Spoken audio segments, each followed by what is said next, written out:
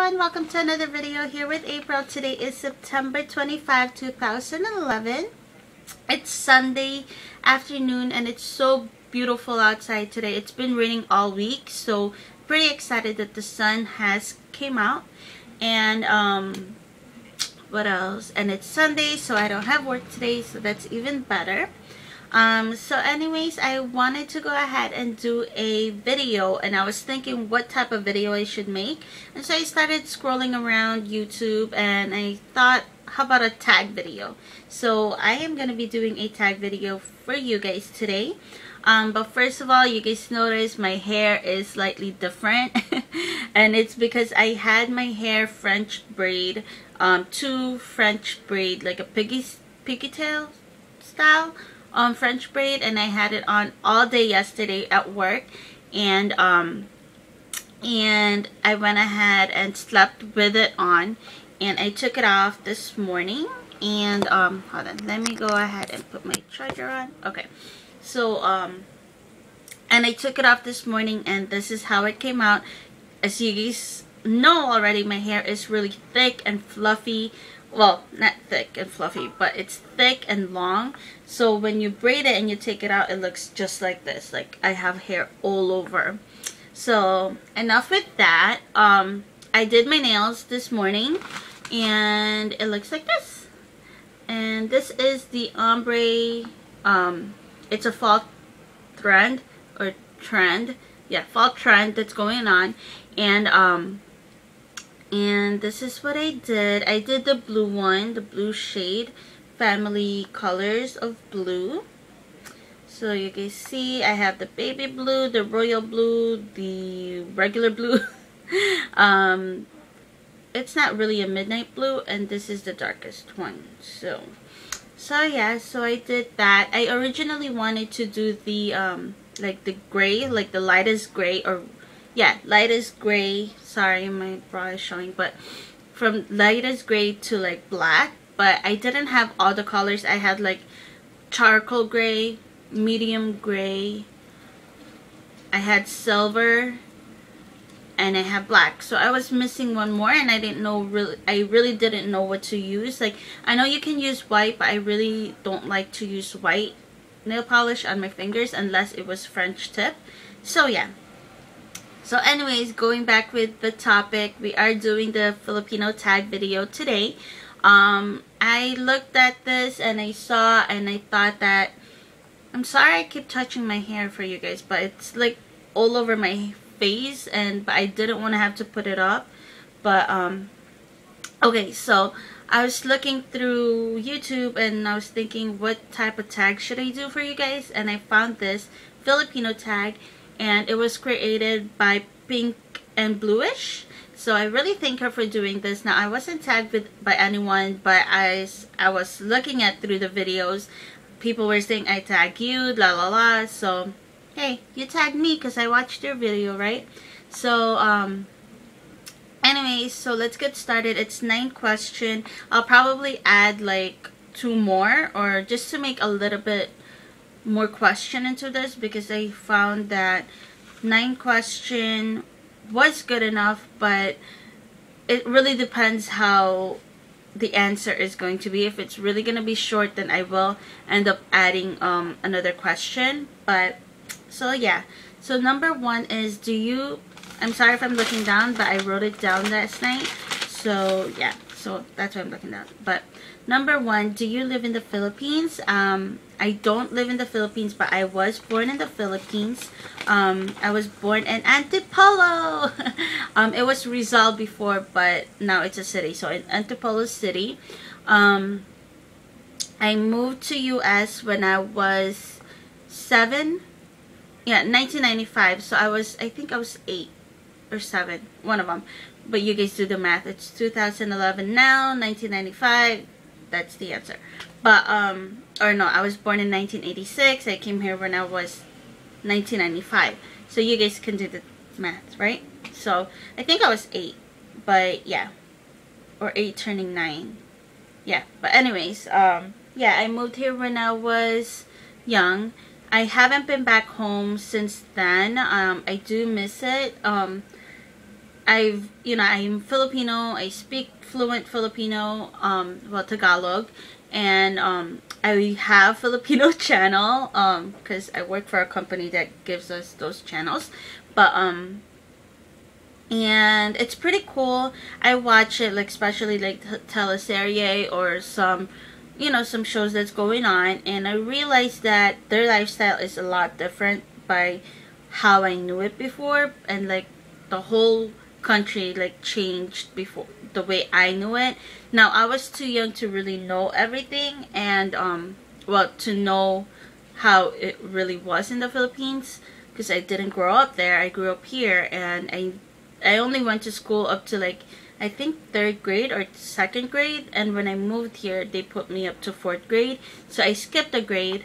But yeah, so I would like to go back to the Philippines if the tickets wasn't so expensive, and because literally I still have family in the Philippines. I have my uncles, I have my aunts, I have my cousins. Most of my cousins are there, more on my dad's side of the family. So I have my mom, my sister, my grandmother there, and my brother. Those are the most main people in my life. My mom is there just cause she's taking a break. So yeah. Okay, number 2, what is the stereotype of Filipino? There are good and there are bad, but some of the question down below is gonna be getting to that. But the stereotype of Filipino, stereotype, I guess, well, for me, I think it's my nose, because yeah, you can see it's small and wide. Filipino, and can't really think about anything. Oh, well, I think it just goes in general of this type of community that we're living nowadays, is that everybody's very, how can I say that, gossipers.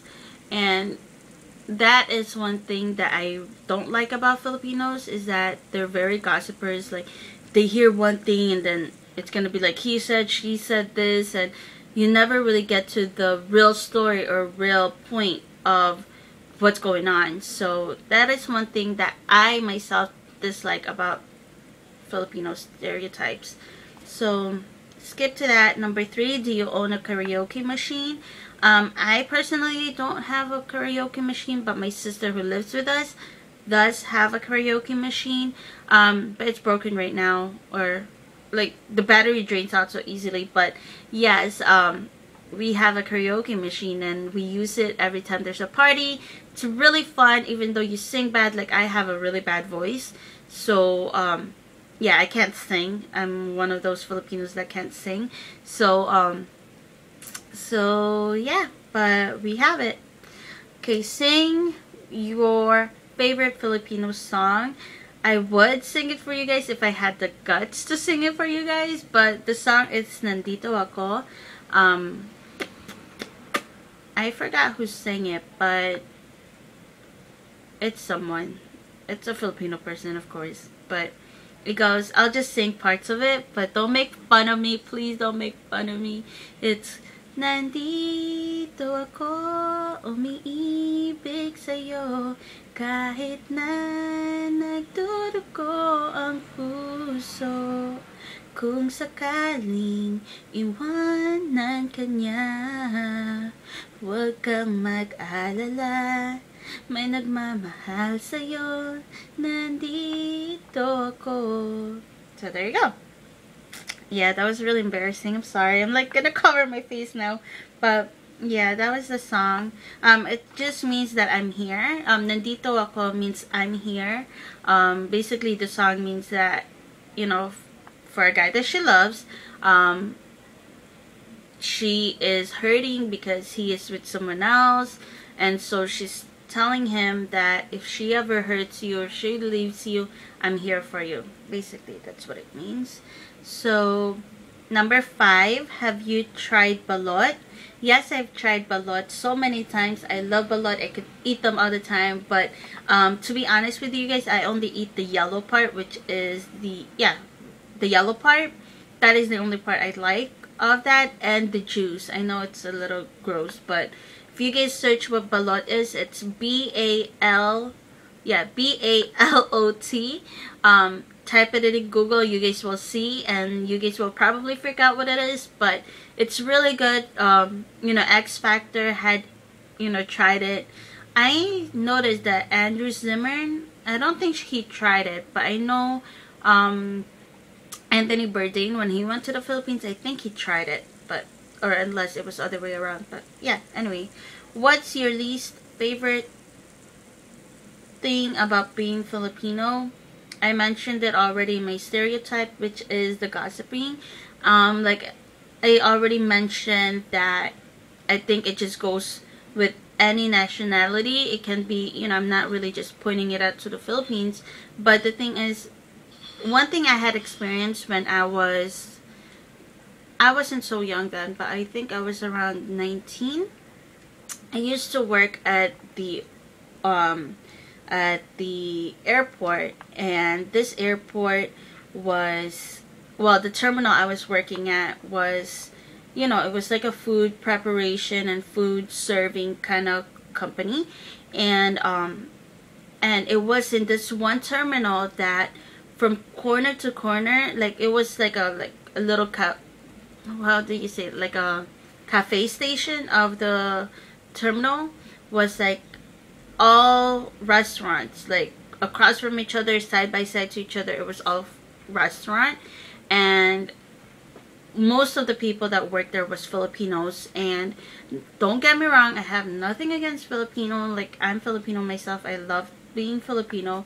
The only thing I didn't like about that was like they made it into like a market where they're like yelling each other like gossips about other people, which across the hall, okay, like let's say this is one station which is like a salad station, and here's like a sandwich station. They're across from each other, and there's like people walking by, but here they are talking and gossiping about other people, and it was really, really annoying to me. And I'm telling you guys the truth, I only worked at that place for 1 month. I couldn't take it. Like, I hated it. Like, I think it's so shameful of people who does that, because across the room, like across the whole terminal, you're really gonna do that?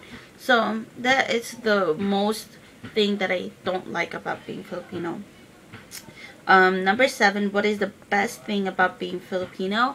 Now, well, not we really, but being Filipino is very, I love being Filipino because of our hospitality.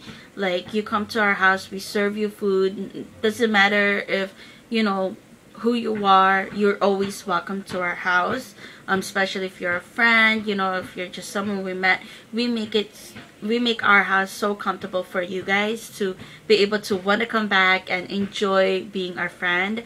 That's the number one thing about being Filipino, is like our hospitality is very good. I would mark it to 100% really good. If you guys have a chance to go to the Philippines, you guys would see that. Yeah, we'll cook, and you know, we'll cook and serve to you guys. We'll just make you guys feel so comfortable, and I'm one of those. Alright, so number 8, do you eat Goldilocks in a daily basis? I don't eat Goldilocks in a daily basis, but of course there are Asian markets here in New Jersey where you guys can buy, you know, those empanadas, ensaimadas, mamon. So those things, yes, you guys can get them at the Asian market, but I wish they had Goldilocks here, because Goldilocks is only in the West Coast, which I really am begging for them to bring it over here in East Coast, because it's just Goldilocks. Let me explain you. It's like a bakery that also has, you know, they have good food, but it is wonderful. My favorite one is like it's called mamon, and it's like a chiffon cake. It's so good. I love the Filipino icing, and I don't know, I would die to have another one, like a store or like a restaurant, Goldilocks restaurant here in the East Coast. Now we do have Red Ribbon, we have Jollibee here in the East Coast. So it is nice. We get to go to that, but Goldilocks itself we don't have. So I really do hope that, you know, they come this way soon. Okay, so the last question, I don't think I'm gonna add questions because I spoke so many times, or I speak too much. So I'm already on my 15-minute segment. So number 9, the last question, are you inseparable from your family? I would say so. Like, there is not a year I can't go by not seeing any of my siblings. And I just love my family. I mean, right now we're everywhere because my sister, she is in the Air Force. She is right now residing in Germany. My mom and my grandma and my sister, my brother, they're still in the Philippines. So I would really like to see them soon, but at least I have 2 of my sister here in the East Coast with me, and I have my brother in Arizona, which we can always just go ahead and visit them anytime when we have money, of course. So the only time really I was separated from my family was 2 years ago, before Eugene and I had moved to the East Coast. We lived in Chicago.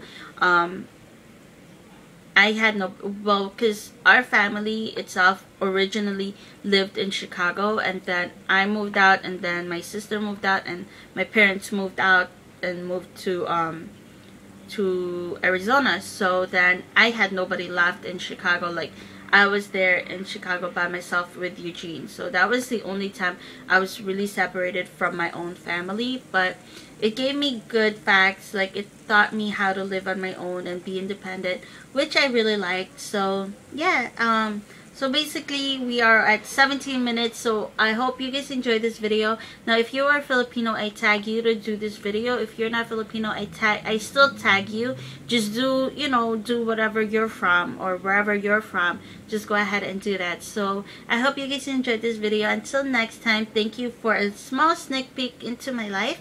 So I'll talk to you guys later. Bye.